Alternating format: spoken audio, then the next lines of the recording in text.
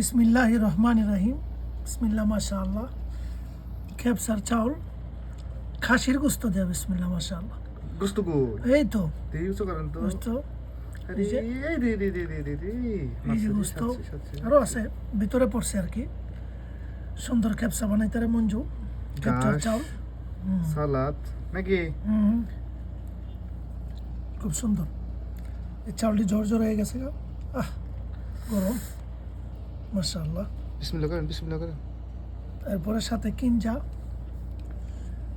জার্জির পাতা, এটা জার্জির পাতা বলে, অনেক সুন্দর।